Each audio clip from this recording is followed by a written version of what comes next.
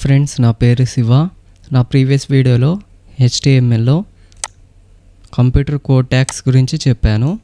ఈ వీడియోలో head element and head element లోపల ఏమేం ట్యాగ్స్ వాడతారో వాటి గురించి చూపిస్తాను.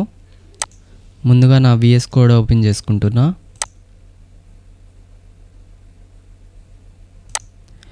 బయట ఒక HTML ఫైల్ క్రియేట్ చేసి దాన్ని ఫోల్డర్లో యాడ్ చేసి పెట్టాను. ఇప్పుడు ఆ ఫోల్డర్ని Vscodeలో యాడ్ చేసుకుంటున్నా. Add folder to work space. ఇందులో 4th ఫోల్డర్ యాడ్. ఇక్కడ యాడ్ అయిపోయింది. ఇందులో index.html ఫైల్ ఓపెన్ చేస్తున్నా. HTML బేసిక్ ఎలిమెంట్స్లో హెడ్ ఎలిమెంట్స్ పేరు ఉంటాయి, ఓపెనింగ్ అండ్ క్లోజింగ్ ట్యాగ్. ఇది ఒకసారి మాత్రమే ఒక HTML డాక్యుమెంట్లో వాడతారు. వీటి గురించి మీనింగ్ అర్థమయ్యేలా చెప్పాలి అంటే మీకు ఒక ఎగ్జాంపుల్ చెప్తాను. మనిషి తన యొక్క హెడ్ తోటి డైలీ ఎలా ఆలోచిస్తూ పనిచేస్తాడో, అతని యొక్క తెలివితేటల్ని బట్టి సొసైటీ అతన్ని టాప్ పొజిషన్లో ఉంచాలా, బాటమ్ పొజిషన్లో ఉంచాలా, మీడియంగా ఉంచాలా, ఇలా సొసైటీ డిసైడ్ చేస్తుంది కదా. సో ఇక్కడ HTML డాక్యుమెంట్లో కూడా హెడ్ ఎలిమెంట్లో ఉండే, అంటే మనము వెబ్ పేజ్ క్రియేటర్ ఇచ్చే ఇన్పుట్స్ని బట్టి ఆ వెబ్ పేజ్ టాప్ పొజిషన్లో ఉండాలా, బాటమ్ పొజిషన్లో ఉండాలా, ఎక్కడ ఉండాలి అనేది SEO డిసైడ్ చేస్తుంది. SEO అంటే సర్చ్ ఇంజిన్ ఆప్టిమైజేషన్. దీని షార్ట్కట్లో SEO అంటారు. ఇది సపరేట్ సబ్జెక్టు. జస్ట్ మీ క్లారిటీ రావడానికి దీని గురించి చెప్తున్నా. మనం ఇచ్చే ప్రతి ఒక్క ఇన్పుట్ని ఇది తీసుకొని అనాలిసిస్ చేసి మన డేటా ఎక్కడ చూపించాలో అక్కడ చూపిస్తుంది, బేస్డ్ ఆన్ ఇన్పుట్ డేటాని బట్టి. అంతేకాని దానికి ఇష్టం వచ్చినట్లు తీసుకొని అంటే తన ఓన్గా ఇలా ఇక్కడ ఫస్ట్లో చూపించాలి, లేకపోతే 9th పొజిషన్లో చూపించాలి అన్నట్లే లేదు. మనలాంటి వెబ్ పేజ్ క్రియేటర్స్ చాలామంది ఉంటారు.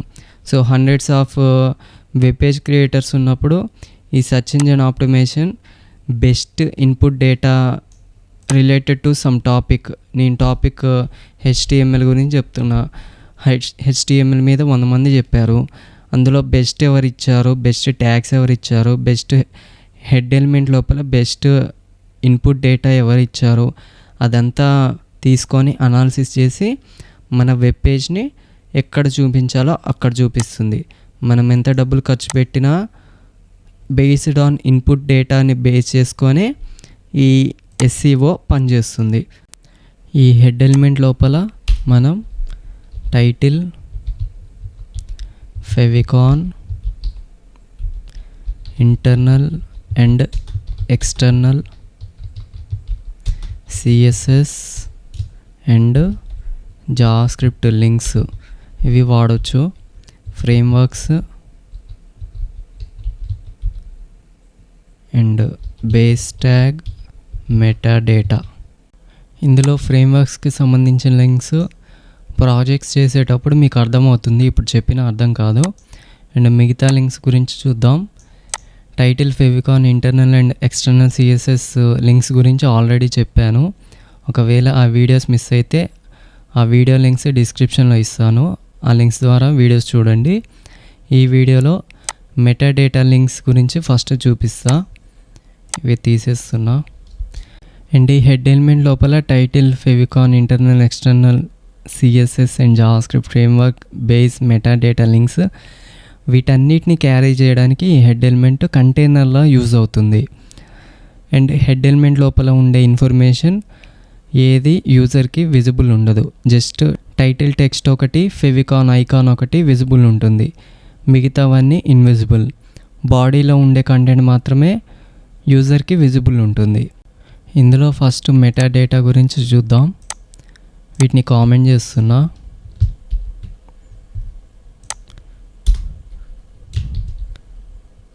Meta char set equals to UTF 8. Character సెట్ని షార్ట్కట్లో HTMLలో చార్ సెట్ అంటారు. దీని వాల్యూ UTF-8. కంప్యూటర్ కీబోర్డ్లో ఉండే అన్ని క్యారెక్టర్స్ని ఎనేబుల్ చేయడానికి బై డిఫాల్ట్ ఈ నేమ్ ఈక్వల్స్ టు వాల్యూ ఇది వాడతారు. దీని గురించి ఇంకా డీప్గా తెలియడానికి గూగుల్లో సెర్చ్ చేయండి. And next keywords. మన HTML డాక్యుమెంట్లో ఇన్ఫర్మేషన్ గురించి కీవర్డ్స్ ఇవ్వడం మీకు చూపిస్తా. Name equals to value and next content equals to value. ఈ 2 యాట్రిబ్యూట్స్ని వాడతాం. మనం క్రియేట్ చేసిన వెబ్ పేజ్ గురించి ఇన్ఫర్మేషన్ ఇవ్వడానికి ఈ 2 యాట్రిబ్యూట్స్ మెయిన్ వాడతాం. నేమ్లో కీవర్డ్స్ అని ఇస్తున్నా. నేనేమేమి ఎక్స్ప్లెయిన్ చేస్తున్నా ఆ కంటెంట్ గురించి ఇక్కడ రాస్తాం. HTML గురించి, CSS, జావాస్క్రిప్ట్, రియాక్ట్ వీటి గురించి. నెక్స్ట్ డిస్క్రిప్షన్లో మన ఛానల్ నేమ్ ఉంటుంది. వెబ్ పేజ్ అయితే వెబ్ పేజ్ నేమ్ ఉంటుంది. Description. Next content equals to web development in Telugu 19.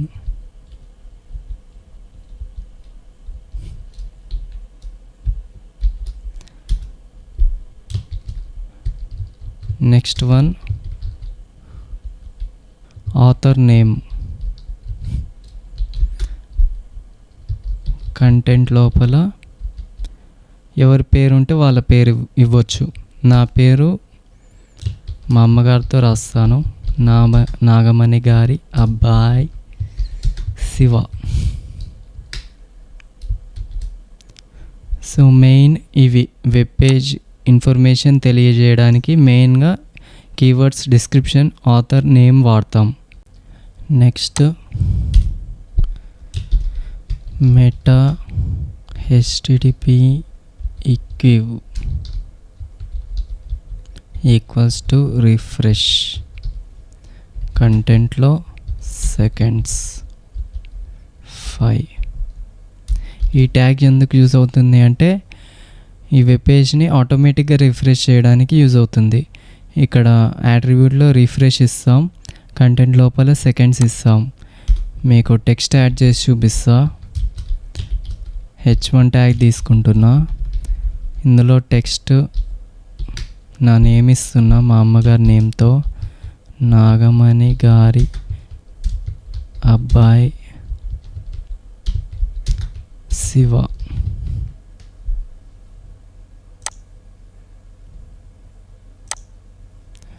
ఇక్కడ ఆటోమేటిక్గా రీలోడ్ అవుతుంది చూడండి.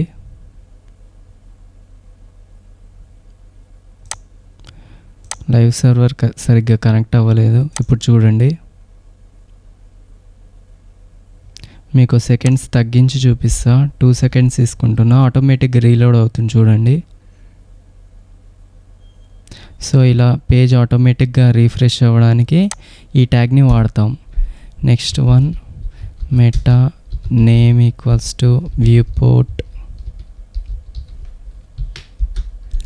Content equals to width equals to device width, comma initial scale equals to 1.0.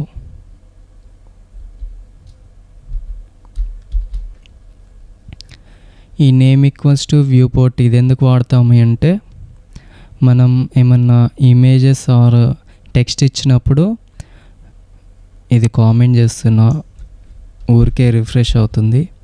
Okay, text are images ఇచ్చినప్పుడు అది mobile are tab, computer, laptop ఇలా different screen విడ్త్స్కి exactly సేమ్గా రావడానికి ఈ name equals to వ్యూపోర్ట్ ట్యాగ్ని వాడతాం. ఇది వాడకపోతే మనం డిఫరెంట్ డివైజెస్లో వాడినప్పుడు ఆ ఇమేజెస్ అండ్ టెక్స్ట్ కరెక్ట్గా రావు. మీకు ఇప్పుడు ఎగ్జాంపుల్ చూపిస్తా. ఇమేజ్ తీసుకుంటున్నా ఒకటి.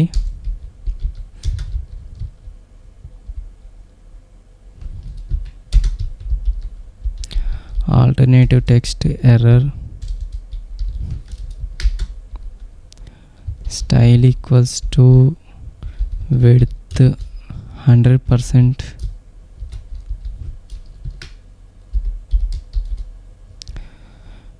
ఇమేజ్లో మా పేరెంట్స్ పిక్ ఇస్తున్నా, కాపీ పేస్ట్.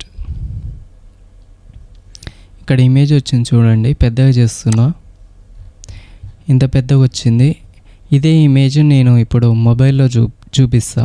లైక్ ఇక్కడ రైట్ క్లిక్ ఇచ్చి ఇన్స్పెక్ట్ మీద క్లిక్ చేయాలి. క్లిక్ చేసినప్పుడు దీన్ని అంటే దగ్గరికి అండ్ దూరంగా పెట్టి చూసినప్పుడు అది రీసైజ్ అవుతుందా లేదా. రీసైజ్ అయితే ఓకే, కాకపోతే మనం తప్పు చేసినట్టు. ఒకసారి రీసైజ్ చేసి చూద్దాం. చూడండి, రీసైజ్ అవుతుంది. లైక్ నేను ఇక్కడ చూడండి రెస్పాన్సివ్ అని ఉంది. రెస్పాన్సివ్ అంటేనే రీసైజ్ అవ్వడం. ఇక్కడ మొబైల్ సైజెస్ ఉన్నాయి. ఒక మొబైల్ సైజ్ iPhone 12 Pro ఈ సైజులో వస్తుంది. వేరే మొబైల్ iPad తీసుకుంటున్నా, ఈ సైజులో వస్తుంది. నెక్స్ట్ Galaxy Fold ఈ సైజులో వస్తుంది. అలా డిఫరెంట్ డివైజెస్లో డిఫరెంట్ సైజెస్లో మన ఇమేజ్ అండ్ టెక్స్ట్ వస్తుంది. సో ఇక్కడ చూడండి, ఇదే కదా మంది. ఈ name equals to viewport తీసేస్తున్నా, కామెంట్ చేస్తున్నా. కామెంట్ చేసి మనం రీసైజ్ చేయలేం, రీసైజ్ అవ్వట్లేదు. చూడండి, మీకు మళ్ళీ చూపిస్తా. ఇక్కడ రైట్ క్లిక్ ఇచ్చి ఇన్స్పెక్ట్ మీద క్లిక్ చేసి ఇలా వస్తుంది కదా. ఇంకా చిన్నగా చేస్తున్నప్పుడు ఇలా వెళ్ళిపోతుంది. సో ఇది ఇలానే ఉంచి వ్యూ పోర్ట్ ఈ ట్యాగ్ని అన్కామెంట్ చేస్తున్నా చూడండి. అండ్ ఇక్కడ అబ్జర్వ్ చేయండి, మీకు రీసైజ్ అనేది అర్థమవుతుంది. చూడండి, రీసైజ్ అయిపోయింది. అంటే ఈ సైజులో ఉన్న ఫోన్కి ఇమేజ్ ఇలా వస్తుంది, టెక్స్ట్ ఇలా వస్తుంది. మీకు ఇది అర్థమైంది అనుకుంటున్నా. And next base and JavaScript links గురించి నా నెక్స్ట్ వీడియోలో చెప్తాను. నా నెక్స్ట్ వీడియో మిస్ అవ్వకుండా ఉండడానికి నా ఛానల్ని సబ్స్క్రైబ్ చేసుకోండి. అండ్ ఈ వీడియో కనుక నచ్చినట్లయితే లైక్ చేయండి, షేర్ చేయండి. Thanks for watching.